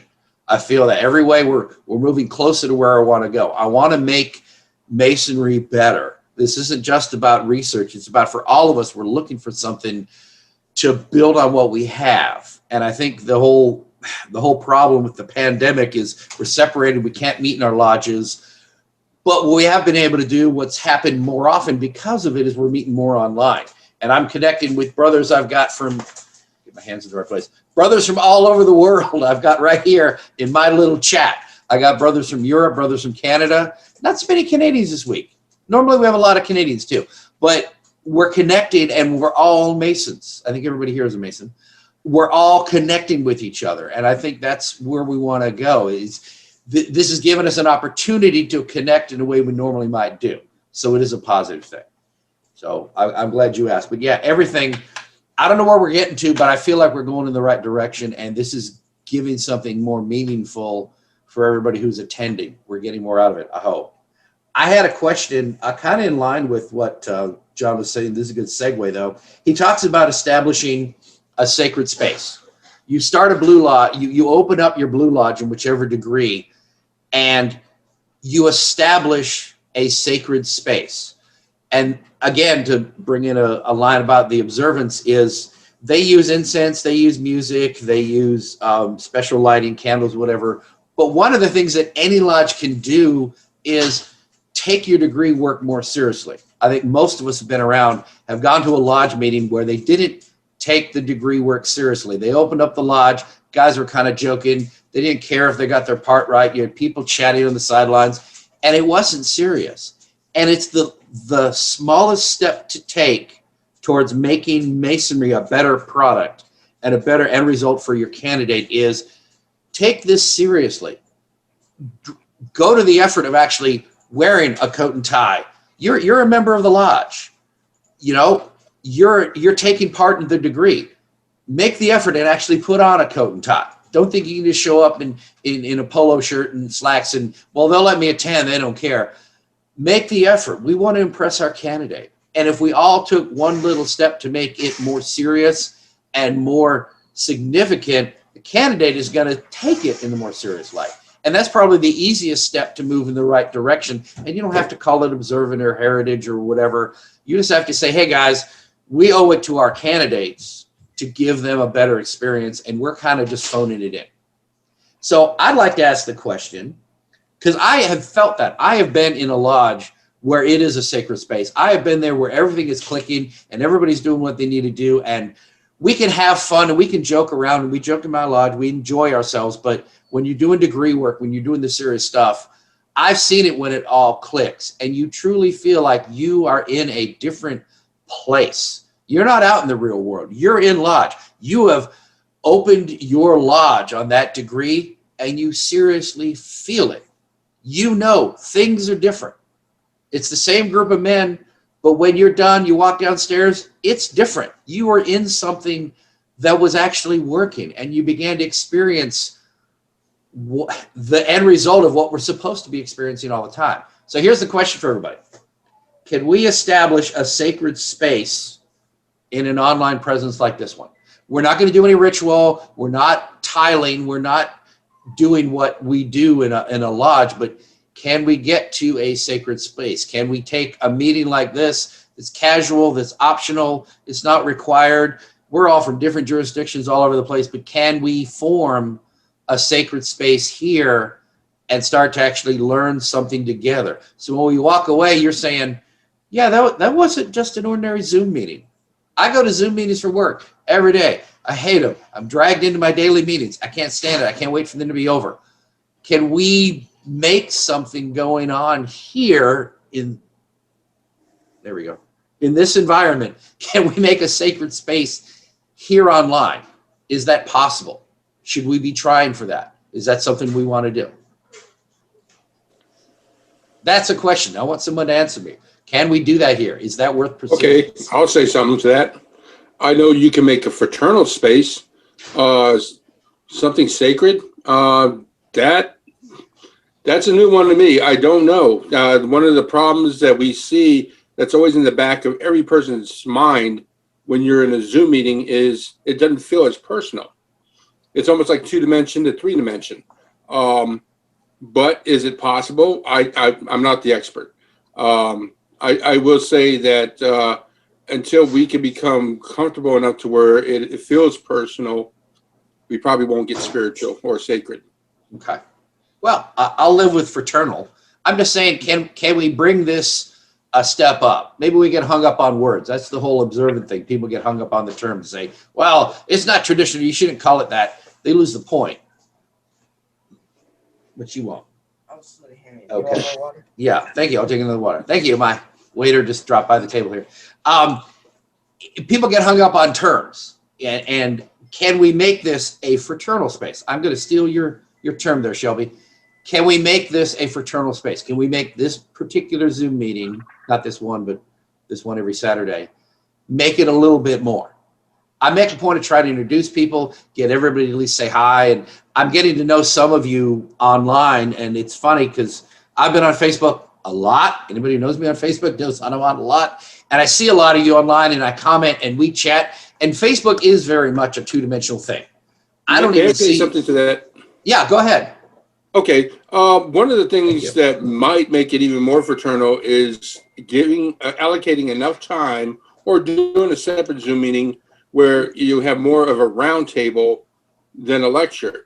And the lectures are great, but round tables allow the participants to all equally participate. And that's when you get more of the exchange, the personal exchange.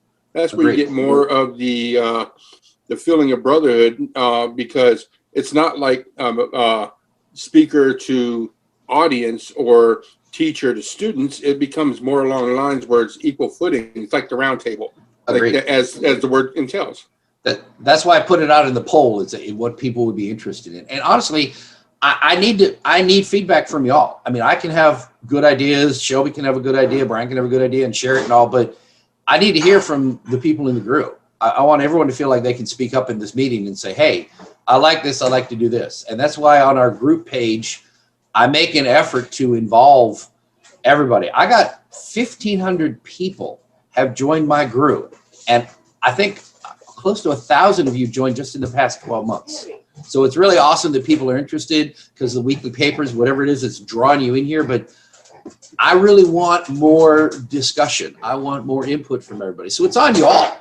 I mean, I can come up with stuff all the time, but really, this isn't just me. I want this to be more of a group effort.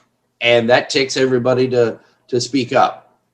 So please, if anyone wants to speak up, this is the time. Worshipful Chris. Yes.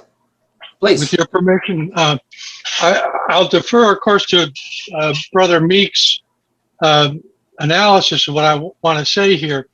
When I asked him, do you know John Michael Greer? Yes. Yes. Was recommended that I read his book, Inside a Magical Lodge. Brother Greer is a esotericist of many what we would call pagan traditions. And to kind of address Worshipful Douglas's question, is it feasible to create the kind of circle of magic, if you will, in the online space? And that's really I think, Chris, the question you're asking. Can we get that egregore of a community simply from the visual images and the auditory experience in our own separate physical spaces? My experience is you could do that if the 5 or 6 of you have done that before in the meat space, if you will. Okay. If you're familiar with each other, that egregore can be developed. I think in a more informal or certainly a casual space like this, that's got to be very difficult to do unless you set up a pretty clear line of what Greer would call spiritual authority. Somebody's got to be the one. Brother Meek will recognize, acting as the Hierophant, standing at the apex of that spiritual experience. That's my take on it, and I wish it were different. I would love to have virtual experiences like that, but they don't seem to work. Right. Okay. I don't want to set our standard too high where we're disappointed. I don't want to promise, hey, we're going to do this and you're going to feel just like you're in lodge, because you can't. I mean, without a ritual, I really don't see how you can. And you have to be physically present. I agree. I don't think an observant lodge is the only place you can have that magic, that Zen moment of being in lodge, but it helps put you in the right state of mind where you're more likely to have it. Like I said, I've been a Mason over 30 years. I've been to many, many, many lodges, and I've been to some where it felt like a dry, boring business meeting. And it was like, why am I here? I couldn't wait for it to be over. We're wasting all this time talking about minutes and blah, blah, blah. And that's everybody's common complaint. And I've been to some where it's just, things fire on all cylinders, and you can't always quantify it, but I'm trying to. It's like, what do we have to do to get there? But I think at a minimum, if we can get to a fraternal space, and yes, I'm coining Shelby's phrase, can we get this meeting to a fraternal space where it's more meaningful than just another Zoom meeting when you heard a speaker? And I guess that's my first goal. If we'll move towards that, that's a shorter step. Maybe we can get there. But I guess that's where I want to be. And honestly, I see some of you, I just see you every week. Familiarity is a step in that direction. There's always going to be people coming on here. There's 30 of you. Some of you, like Brother Robson, Brother Cook, I know you all from Facebook. And like I was saying, that's a two-dimensional thing where I see your name. I might see your icon. If I bother to click on it, I might see your face. But most of the time, I don't even bother. I just read the name, and I just kind of say, well, it's kind of that shape and the name. And that's all I see you as, because I don't bother to click on the profile. But I get into these discussions with people, and it is very two-dimensional. It's just words. It's often misconstrued. Sarcasm and humor doesn't come across. And social media is a very poor way to have a really meaningful discussion, especially about something controversial. So it's hard. Facebook is two-dimensional. But like I was trying to get to, I see names here of people that I know from my Facebook interactions, and then I see you for real. I see John's face. He doesn't look much like his profile pic. But now I'm getting to know. I never. I know. And, well, your hair was shorter. But you get to know, it's kind of like I'm getting to know some people, like I'll say Brother Brian Smith, Brother Hughes, did he drop off? Brother Neil, who's not here today. There's several guys here, Brother George's, that I'm getting used to seeing here week after week.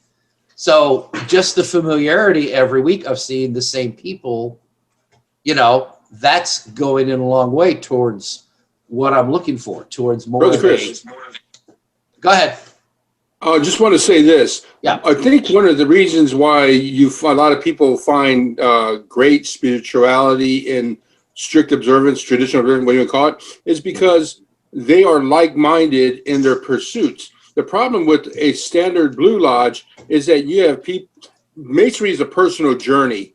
Everybody sees Masonry in different ways. They pursue it in different ways, and so they come together in a Blue Lodge. And they all have their own personal direction on where they think Masonry should go. In a strict observance lodge, they all like-minded in their pursuit of strict observance, and so it becomes more spiritual for them. It's kind of like when you're in the shrine and you're in a parade, and you're there with your brothers, and it's an amazing experience just to be with them. They're all in a shared direction. And that's how, when they feel that spiritualism, and it's the same as in strict observance, they get that spirituality, that spiritual feeling of it, the sacredness of it, because they're all in the same pursuit. You don't normally get that in a standard Blue Lodge because everybody's pursuits are different. So what happens is, in the virtual realm, one of the problems we are facing is that people like you and I and everybody here, this technology is a learned technology. It's not second nature to us. But I guarantee you that in future generations, where this is the standard medium in everybody's lives, they could probably get that. Maybe we can get that. Who knows? As long as our mindset changes about the place of technology.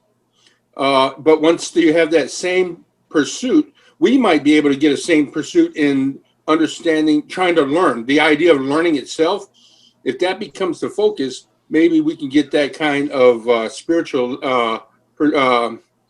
obtain that spiritual goal that you speak of.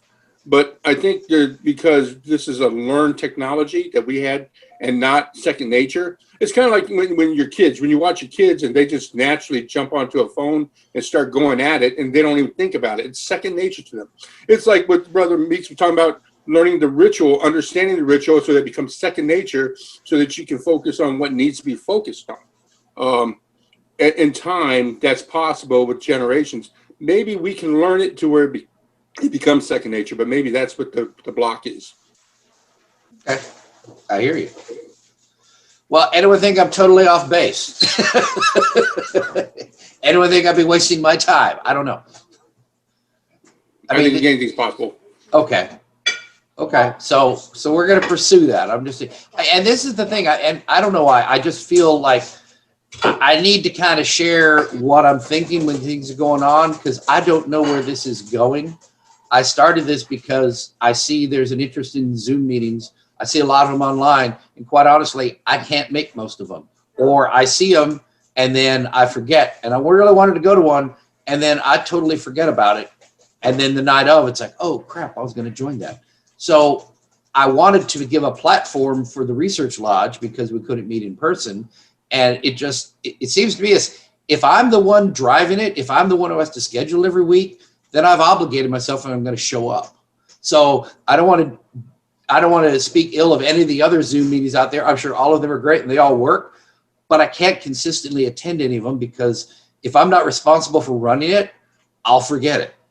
And by having one that I'm in charge of, I know I'm going to be here every week. So I'm more committed to the one that I'm running, if that makes sense. So I'm always thinking, where are we going with it? I want to explore the space. I want to do more. I want to see where we can go with it and make it something meaningful. And I'm just going to ramble on to y'all and say, hey, this is kind of neat. Are we going here? Are we going there? And that's why I'm constantly trying to make it better and improve it and take it in a direction. And I'm not even sure what that direction is yet. So that's why I'm going to keep sharing that with y'all. So when someone goes back in 2 years and watches the beginnings of this and how did this thing take over, the internet, then, you're able to go back and watch these and explain how it happened, I guess. I don't know. Or it'll never get bigger than 30 people and it'll die out in a year. Who knows? Any other brother like to comment? If I may, Yes, please, John. this is the infamous book. We got through about half of it. It's 56 pages. For those of you who've read it, it's got a fair amount of humor, so it's not dry reading, but it's got a lot of information. So what we didn't get to, essentially, everybody has a different role, different places to do different ways, and everything else. So if you're interested in that sort of thing, I'd appreciate if you buy it. If not, thank you for coming at least. I appreciate your time and patience. Yes. And thank you, Brother Andrews. Thank you very much. Oh, good. Any other brother like to say anything? Anything to offer? Any questions for Brother Meek or anything else we've discussed? Overall comment, Brother Please. Troy Andrews, Cornerstone Lodge out of Prince Hall, Chicago, Illinois. Oh, hey. Yeah, I mean, it's difficult to keep the interest on a regular basis, especially if you're having meetings once a week, because each time a person comes, they're expecting to learn something new. But, really good education, you kind of recycle things over and over again. Sometimes people will get bored. But in the end, I think, having a basic educational structure and then allowing, like the brother said earlier, a round table for discussions, I think that'll help keep the interest because you continuously get feedback and know where to adjust. But in the end, I enjoyed it and I picked up the book, and as soon as I get it out, I'll probably read it in 1 or 2 days. But so far, so good. I enjoyed it. Thank you. Thank you. Okay. I do want to ask, as I mentioned, the poll, if you all can visit the group page and answer the poll, or just if you can't find it, just make a comment. I'd like to see more of this. Or right now, anybody who's here, is there anything, since this is yours too, as much as it's mine, is there anything you'd like to see us do at this Zoom meeting? Any different kind of format you want me to try?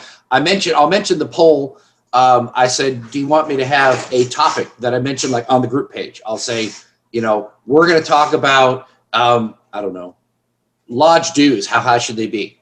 And then on Saturday, we'll talk about it. Or do you want me to surprise you with the topic and just hit you all with a question? Do you like having a panel discussion where there's 5 or 6 brothers and I just ask them questions in a row? Do you like having a speaker like we had with Brother Meek? Do you like someone reading one of our previous research papers?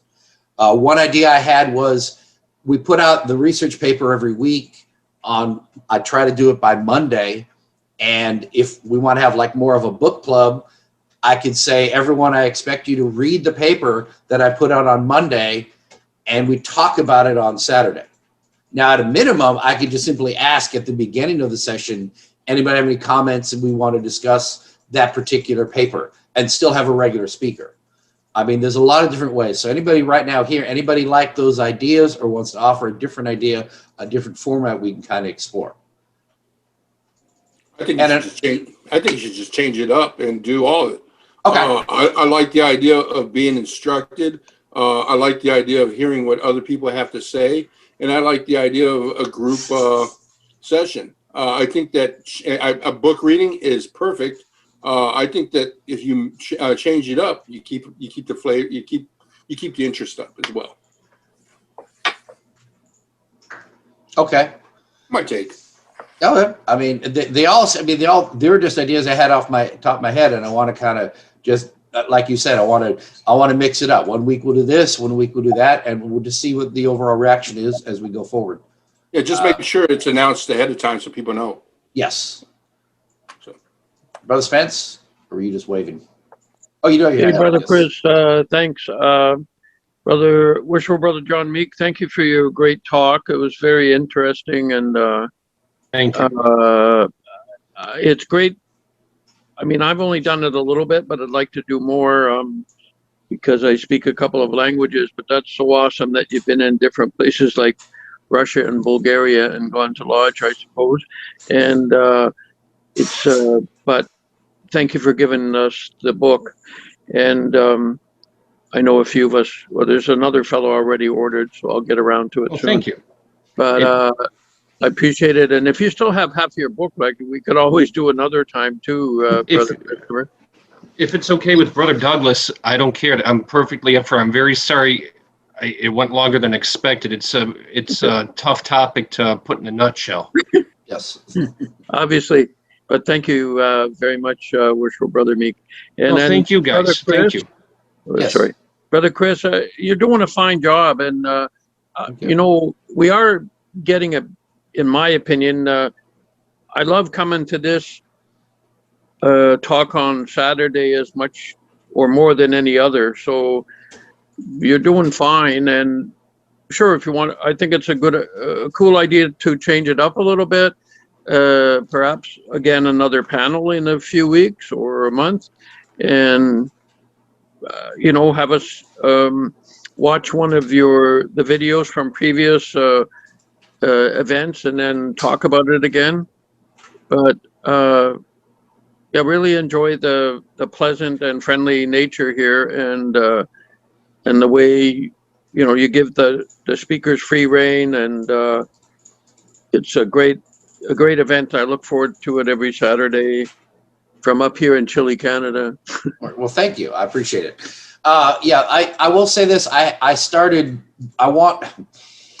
As I've said before, Brother Terry, I'll get you in 1 sec. What I'm doing with the research papers is, since I'm scanning them in every week, I try to get to a point where I scan 3 or 4 in ahead. So if I have a busy week on Monday, I can just say, okay, next one in the queue. And it takes like 5 minutes to send it out. There are some weeks where I've fallen behind and I haven't scanned one. Or I haven't read the ones from the other research lodges. I have them, but I want to read all of them and have a summary before I put it on the Spreading the Light. So I want to get a buffer so every week I can just put out one and it doesn't drag down. So what I wanted to do was line up enough speakers for like a month or so ahead of time, so it's not like Monday and I don't know what we're doing on Saturday. But now I've kind of got everything filled into mid-March. Now I've got to go back and say, okay, I want to try and insert some of these other ideas we have so we can intersperse them. But basically, we have people booked into March. So I already have a speaker lined up. I'm trying to set up some panel discussions too.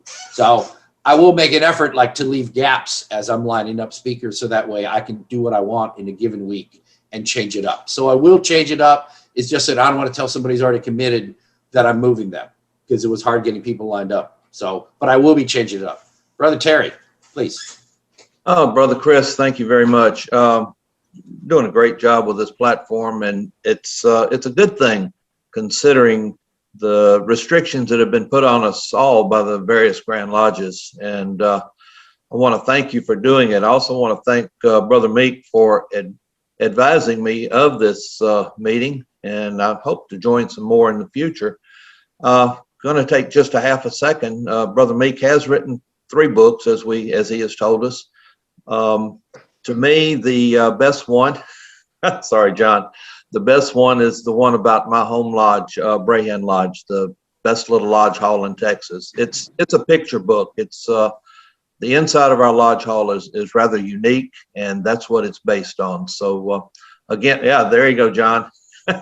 Anyhow, thank you very much, Brother Chris, for hosting this, and I hope to join y'all again sometime.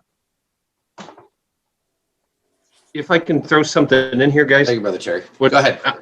What Honorable Brother Terry was saying about Brahan's an extremely important lodge, artistically speaking, for us as Masons. Inside the lodge room itself, it's got murals for all the lectures. And one of the murals actually one of them has nothing to do with the lectures. It's a Masonic rebus. It's a Masonic version of an alchemical symbol. And if one of the brethren from Brahan want to give a talk on that lodge, I think Masonry in general would do well to know about this place, because it's a treasure. It really is. Honorable Brother Terry, do we know anybody? Hey, John, can you put the title of that book in the chat, please? Yeah, there's only one problem with this book is it's way overpriced and there's nothing I can do about it. Yeah. No, I'm not kidding. Oh wait, Okay. no. Amazon's got it on sale right now, so you can if you get it from Amazon, you'll get it cheap. Okay. Texas. I think they. And I would like to say, I'm going to try and repeat things every week so Oh, no, it's people, not. it sinks in. I try to follow the chat as we go. I have noticed Brother Martinez was really bad about this, and Brother Meek, you're kind of the same way.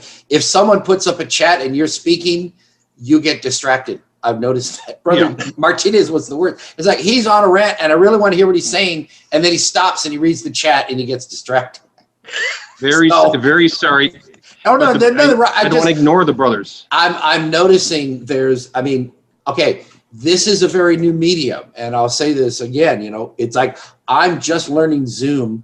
I broke down and bought a licensed version of Zoom for the Research Lodge, specifically for our meetings, and I'm using the heck out of it. But I'm familiar enough. I'm an IT person.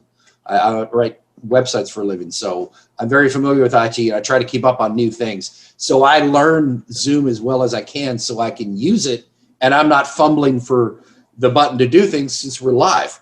And I think I understand it pretty well, but it's fun to observe other people and I notice like the chat will distract people as we're going. And I don't know a way around that unless to tell the speaker, just minimize the chat, just ignore it while you're speaking. I don't know.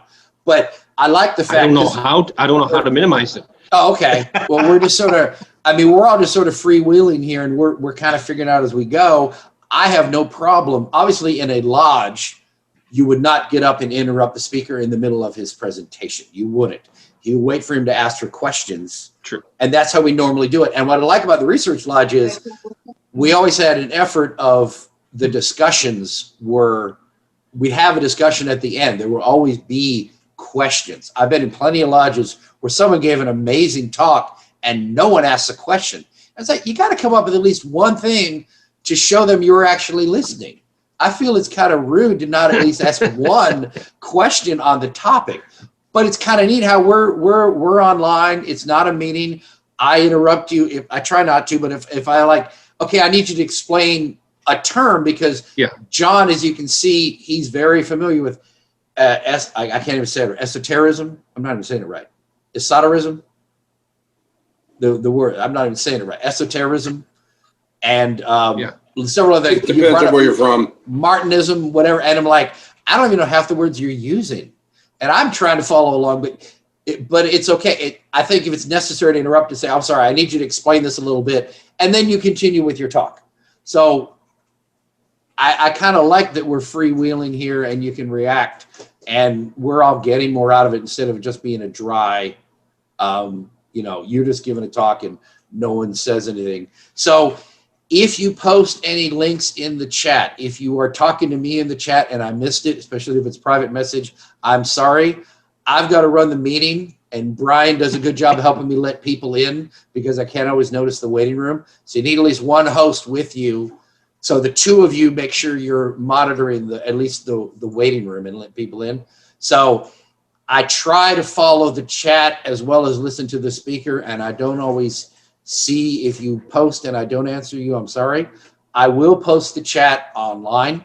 It gets saved automatically, so I will post it. If you put in a URL for your website, it will get posted in the group, so don't think you haven't been heard, and you will get heard. But if I didn't specifically answer a question, I will apologize up front. So don't feel like I'm ignoring you. I have to pay attention to the meeting.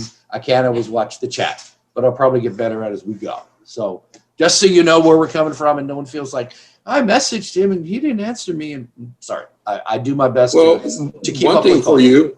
Yeah. If you leave them in the waiting room, just tell them, I'm sorry, but we needed a Tyler. Yep. And something I'll circle back. Yeah. Circle back's a popular phrase these days. I will circle back to what John and Brian and I were talking about right when we first started this meeting. This is meant to be for Masons, but I'm not being strict. Okay? I'm not, because of the nature of the internet, and I've said this online many times, but I'll try and summarize it here. I have no way of knowing all of you are actually Masons. And I bet that half of you are regular Masons and you're good Masons and you've worked your whole life in Masonry and you're regular. But because my Grand Lodge doesn't recognize your Grand Lodge, there's no way we can sit in lodge together. That's just reality.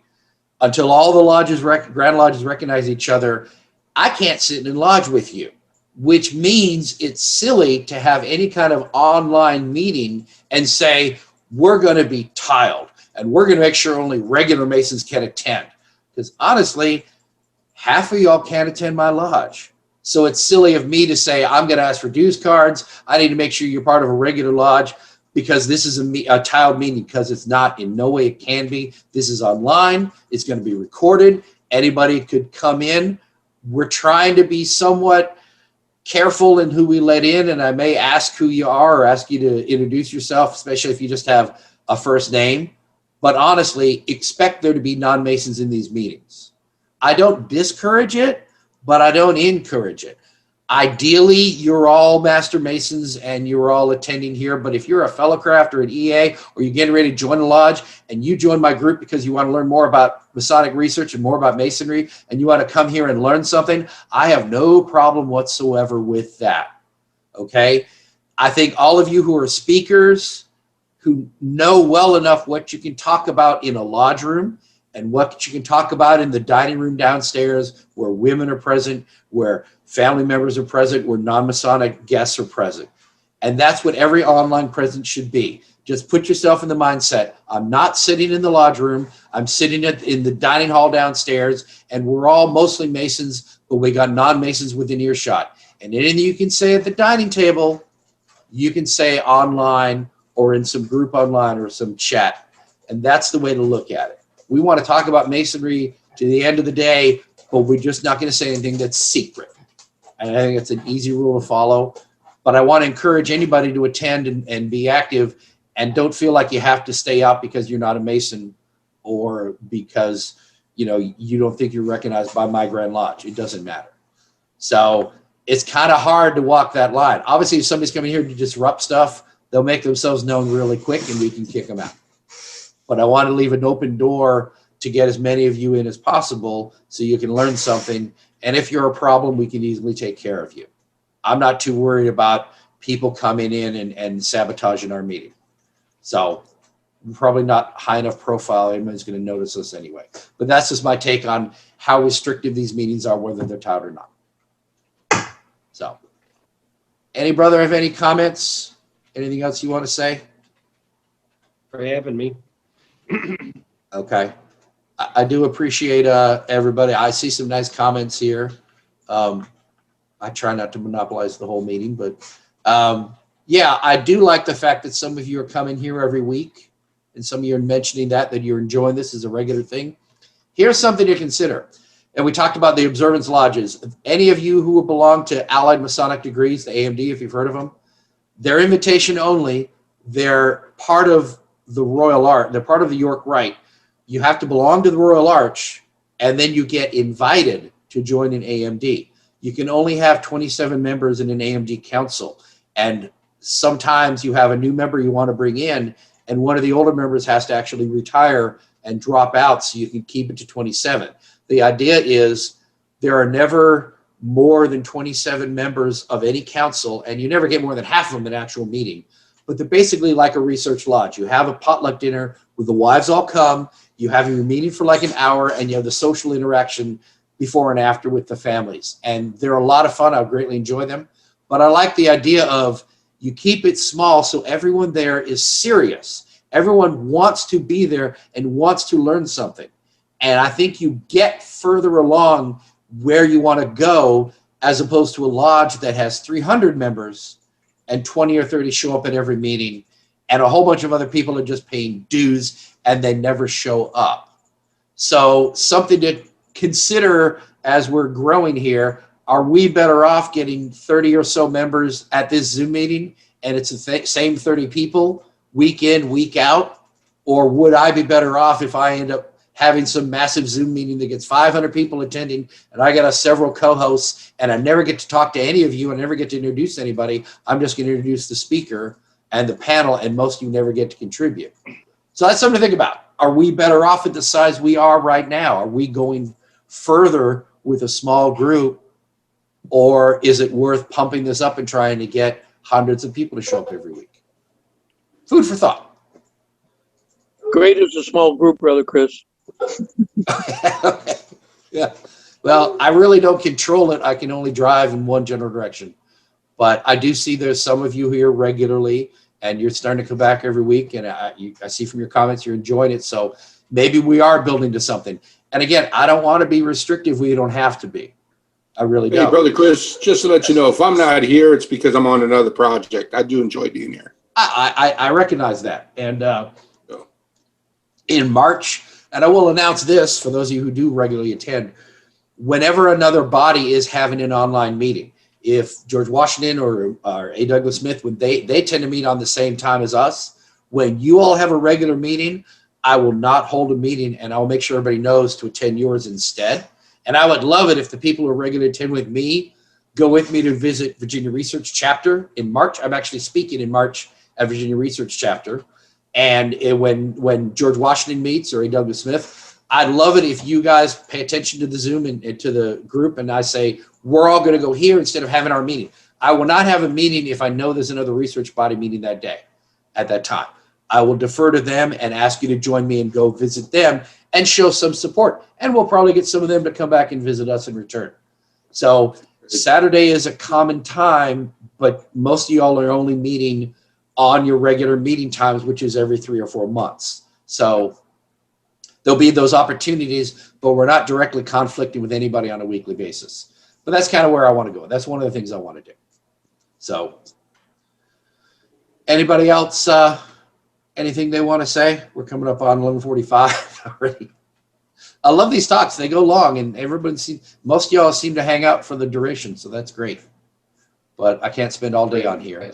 So I do want to kind of wrap it up. If anybody else has anything they want to offer before we go.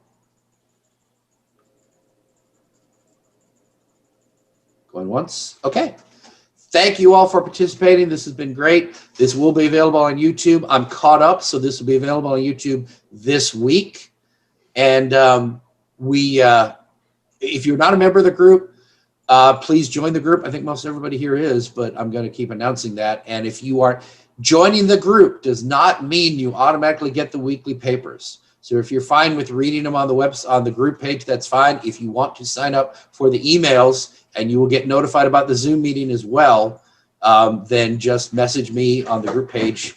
I'm going to go and put it's easier to get a hold of me on Facebook. Oh, and I'm PMing George as you drop. Let me try this again. Okay, there's my email. I'll give you all a minute to grab that if you don't already have it. But please, and I'm serious when I say I want comments from you all, suggestions, anything for improving this. I have a lot of good ideas, and I'm going to try every one of them, and even the bad ones. We'll see where they work. But by all means, if you have any suggestions, I want to hear from you. This isn't just about me, just because I like to talk the most. This belongs to y'all too. So please, you have anything you want us to try, I welcome you to bring it up, and we'll try it. All right. Anyone else have anything to offer before we break? Thank you again, Brother Meek. We really enjoyed that. Thank you, Brian, for being my co-host. As always, my Ed McMahon to my Johnny Carson, my Paul Schaefer to my David Letterman. It's good to have you here, Brian. Appreciate your help. All right.